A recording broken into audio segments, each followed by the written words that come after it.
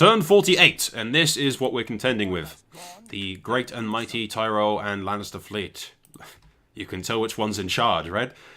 Yeah, alright, so I've landed troops here. Essentially, some of the best troops I have. With Vic, Theon, and Pike all lay siege to these twats. And in theory, and I have tested, you can't land troops anywhere else. You can only land troops there, you can only land them there, and you can only land them there. The best you can do is attack with one stack from a fleet, which obviously one stack is not going to be anywhere near enough to take on three. Regardless of everything. They've all got Night Fighter as well. So the Shield Islands should be completely mine. These sailors are fucked. Those guys are sacrificial lambs, basically. I just use them to move my troops over from the forts. But yeah, I've done this. So, yeah, that should be mine in the next turn. And either they can, like, push up, or they can fuck off. But essentially, the Shield Islands falls, and the entirety of the Reach is in trouble, because they will not be able to stop me from that point. It will just be a fucking... It's the floodgates, basically. I take the Shield Islands, that is the fucking floodgates wide open. I'm also making buttloads of money. Good, glorious money. So yeah, fuck it. We'll go next turn, and see if I get horribly, horribly destroyed by my plan not working, or something stupid like that. But in theory, and I have tested it, it should work. I'm a fucking genius. But I didn't need to do... I didn't need to tell you that. Everyone knows that. It's just fact, really, isn't it? Turn 49, and my plan worked. Suck it, fucking Tyrell bastards. There you go. He has got his fleet here. Now, I've sort of given him an ultimatum. I've sent my best fleet down, and as you can see, I can now reach all of this, and I can sail up the Manda. So, the only choice that the Tyrell fleet has now is either run, which is literally the smart thing to do, or he can blockade my port and hope that I can't beat him, which is a very, very bad thing to hope against the might of the Greyjoy fleet. Keeping in mind that I will have not only this giant fleet here, but I'll also have this fleet to come and help as well. And Greyjoy's auto-resolve in the sea with fleets is dodgy as fuck at the best of times. I'll probably have an issue with getting too many heroic victories, so I don't think worrying about a naval battle that I have the control of is at all an issue. I've put Good Brother here, standing here, purely so that he can't land any troops. So again, he can only attack with one unit, and they've all got Night Fighter, so he can't land anything, which is good. Yeah, depending on what happens the next turn, either we'll hopefully crush their fleet, or we'll just begin completely raping the Reach. Because, yeah, the floodgates are open. Let's just see how Tyrell handles that. Turn 50, and here's what we've done. Tyrell has decided to gamble it all and blockade my port. A potentially disastrous outcome for him. Yeah, it's kind of it's the worst play, but at the same time I can completely understand it because he's fucked. If he played, I believe I said it last time when I recorded. He either had the choice to do what he's done, which is blockade my port and hope that it stops me, or he could, because if it stops me, he's just like trapped 3 stacks on that island. Or the other option was fleeing down south and hiding in the ports of the Arbor and Oldtown and waiting for my fleet to come and then using the same situation on me. Because the person attacking and controlling the naval battle like I am now is generally going to have the advantage. I wouldn't be able to sail down there towards the Arbor with him in those ports without risking defeat. But even if that happened, I just wouldn't go that way. I'd sail up the Manda and fuck him up. Or I'd land troops at Brightwater and fuck him up. So yeah, it was really either gamble this like he's doing now or just lose. So yeah, you can't blame him for trying. Poor Tyrell. I kind of feel bad for the guy because it has just been a string of having to risk and gamble for victories, and just none of the gambles have paid off.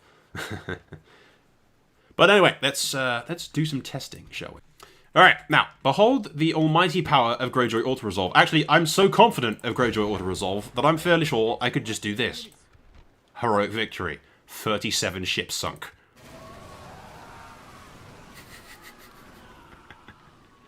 Look at that. Fucking lovely. Lovely is what that fucking is.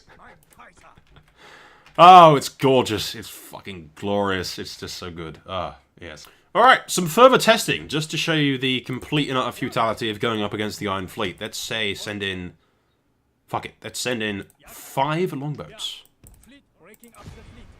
With a 1-to-5 ratio. See, at fucking 5 longboats sink 16 of his. Fucking 16. I just wiped out half of his fucking fleet. Alright then, ladies and gentlemen. I sent in this little fleet here to be defeated and get its ass kicked. Essentially sunk like a third of his, like 2/3 of his fleet. And then crushed it with my other forces. So yeah, that was nice. I got the admin to clear it. And I can do that to get around the heroic victories. Okay, so what we're going to do, first thing is first. Theon, you come here.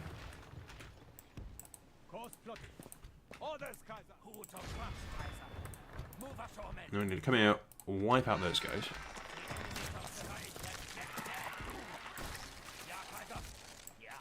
You got range on that, buddy? Yeah, you do. Cool. And then lay siege to you. Go in there. There you go. Theon will take Brightwater Keep. I'm hoping that he's no other forces in range. I have scouted around a fuckload with my diplomat, and he doesn't really have anything. And Oldtown's 1 not in range and filled with militia, so it's not really an issue. My fleet can now sail up the Mander as well, so that leaves Highgarden open, it leaves Oldtown open, it leaves basically everything open. And I've just crushed his fleet, so he's now completely, you know, I can grab the other armies and send them around.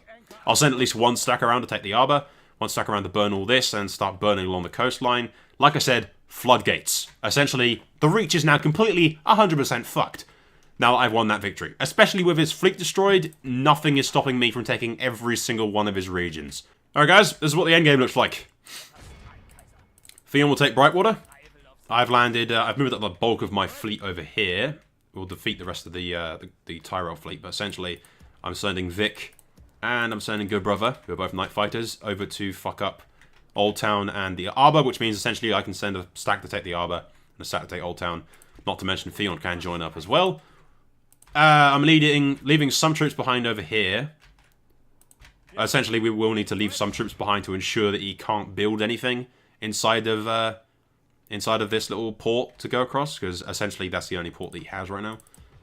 I'm building more troops, building lots more troops. All in the Iron Isles and everyone, so we can bring those down, because we're making a lot of money now. Like 6 grand a turn, which is very nice. But yeah, that's it. We'll go to the next turn. But like I said before, many times, I think. Sorry, it's like, you know, I record the turn and then like a week passes and I don't know what I said in the previous turn. But if I was professional, I could go back and look. But nah.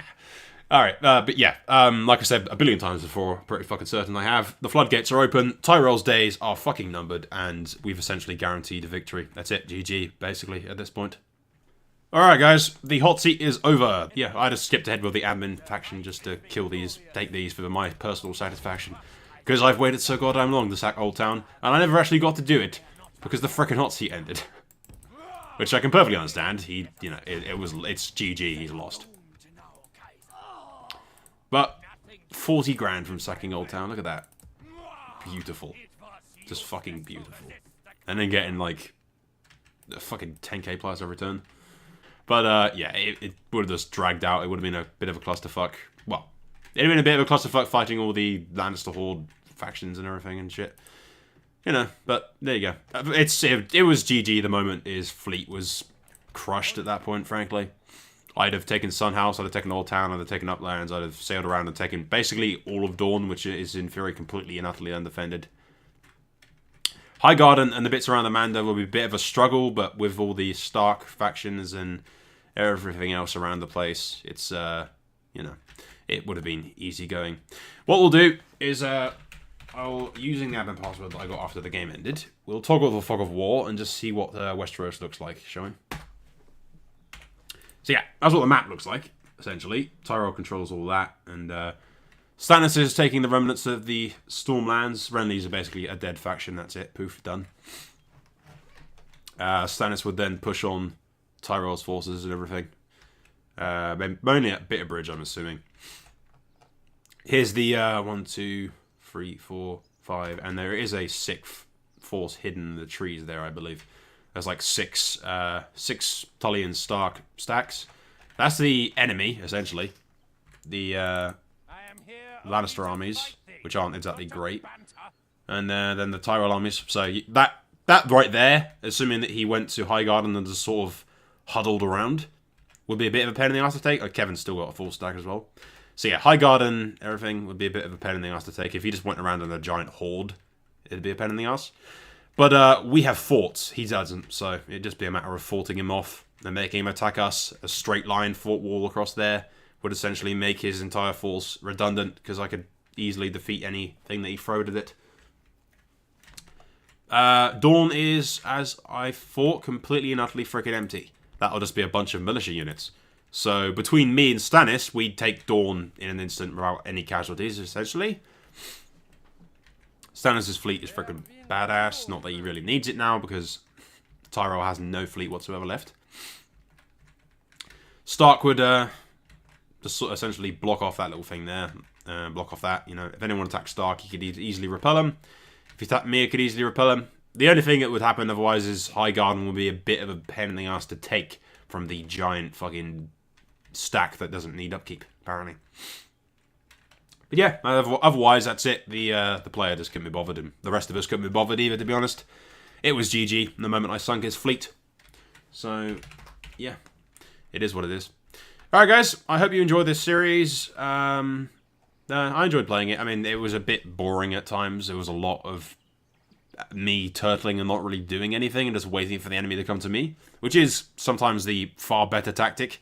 Let the enemy come to you, when you know on your home turf. It's like, at Crate Call, I was planning that battle for ages, knew it was coming eventually. I would just, a matter of patience and time. And I knew that I had all the time in the world, while my allies were beating slowly pushing on Tyrell and his forces. So, unlike him, I had the fucking the luxury of time and could just wait.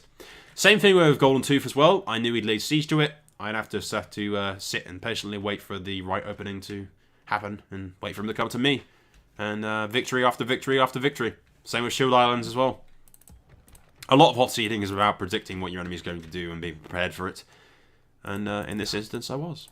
Looking at the family trees, Theon has Graydon, his eldest, who's married to just some random, I think it was like a good brother girl or something. He's got another son, Hilar Greyjoy. That's the adopted, not really related to Theon. His youngest son is Jon Greyjoy, all by Sansa Stark. So there is that. Yeah, that's essentially it. I'll tell you what, we'll go look at the other family trees.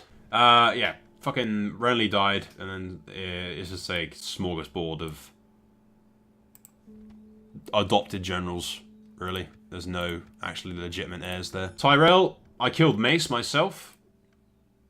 Fallsworth died. Carol the Heir died. Yeah, there's a bunch of adopted generals as well. So, nothing of note there. Stark never actually got married, so there's nothing to look at there. Stannis died a while back. He does have a son, I believe. Garwin Baratheon, I believe he's... I don't know if he's an adopted general that the player just got lucky with the name, or he's an actual descendant of Stannis. It's up for debate, but yeah. You've got Lannister, who is... Tywin died of just died of old age after he lost the West. The Lion had lost the West. The worst Lannister... The most useless Lannister since his father, Titus. In the end, Tywin was even weaker than his father was. Pathetic. Tully's just adopted generals, no one of note. And, yeah, you've already seen my family tree. And, Willem is somewhere. I don't know where Willem is. But yep, there you go. That is basically the only Lannister that's going to be left alive after all of this. A traitor to his own people, but a bannerman of House Greyjoy. Lords of the West, Kings of the Rock and the Waves and whatnot. So yeah. Oh, by the way, Asha is married to, I think it's Stannis' kid? Somebody? Yeah, she's married to the King of the Iron Throne, so we've got Queen Asha in King's Landing. And then naturally, we have the alliance with the Starks as well through Sansa and King Theon when he comes into his throne, when Balon finally dies. But anyway, that's all for now, guys. And that's it for this entire series. It is GG, and the other player has thrown in the towel. The rest of us can't be bothered either. So, yeah. Thank you for watching. That is all for now. Soul out.